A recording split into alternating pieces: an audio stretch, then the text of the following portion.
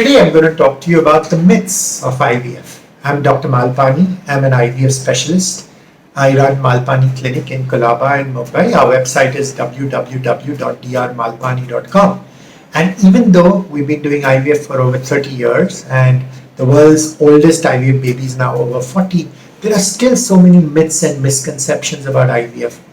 And this is in spite of the fact that newspapers and the media have carried so many stories about IVF and IVF babies and IVF clinics. And I'd like to bust some of those myths for you here. Some of these, of course, have been old wives' tales. Typically, you're fiddling around in the lab, you're manipulating stuff, and therefore the risk of birth defects is going to increase. That's not true. We're not adding stuff. We're just doing for you in the IVF lab what would normally have happened in your bedroom. So you don't need to worry about that increased risk. There isn't an increased risk.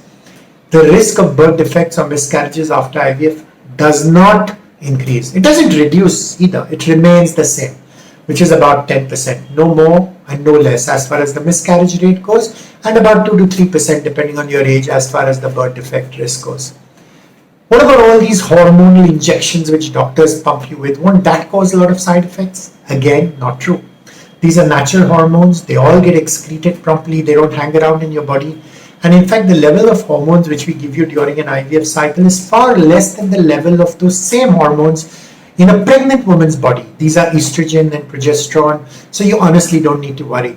They're not going to have any long-term consequences because your body is going to just get rid of them through the kidneys and through the urine. So even if you have problems 2 years down the road, you will blame it on the IVF and the hormones, but that's a flaw, that's a myth, that's a misconception. They're not cause and effect. Trust me about this.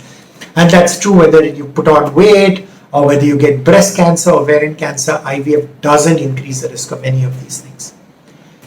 Yes, it's true, you may put on weight after a failed IVF cycle and you will blame the IVF hormones, but that's not cause and effect because lots of people do IVF and don't put on weight.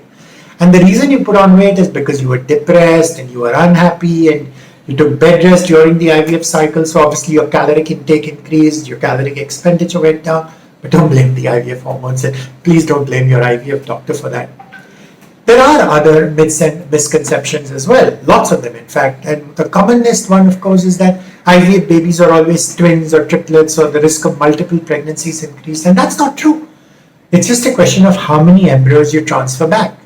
Now, if you transfer only one embryo, what's called a single embryo transfer, which is what we recommend in our clinic, you can only have one baby, which is a singleton, which is optimal, ideal. If you put more embryos, you're increasing the risk of a multiple pregnancy, and lots of patients are happy to do that because, hey, you put more embryos, you increase your chance of getting pregnant. Lots of them want twins, instant family, you don't have to go back again. And they think it's so cute to have two babies who will grow up and keep each other company.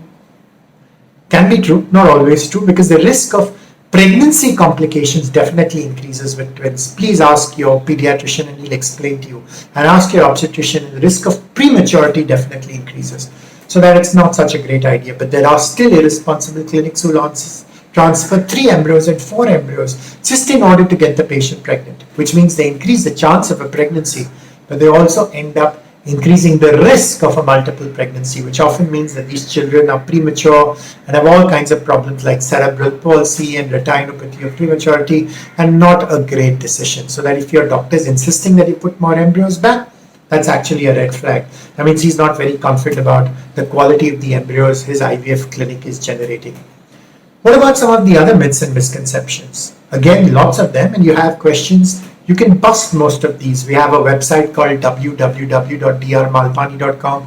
Over 1,000 pages of information which I have written, easy for patients to understand, authenticated, reliable, trustworthy, and that'll bust most of your myths. But another one I want to bring up is the one about bed rest. And again, there are so many myths. You need bed rest during IVF, you need bed rest after IVF, you need bed rest during an IVF pregnancy. Again, all rubbish. An IVF pregnancy just allows us to do what nature has failed to do for you in the bedroom.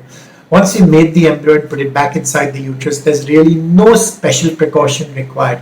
And bed rest, but definitely not. An embryo in the uterus is like a pearl in an oyster. It's safe and it's secure. It doesn't care whether it spent 5 days in your fallopian tube because you had sex in the bedroom, or it spent 5 days in my lab and then I put it back.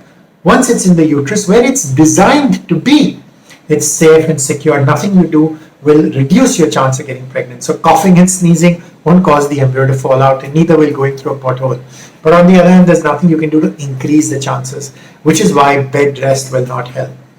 Have more questions? Please visit our website. All the information is free. And if you have more questions, send me an email. It's a free second opinion we provide. And we look forward to helping you to have a baby. Because as an IVF specialist, that's the one thing which gives me the most joy. See you.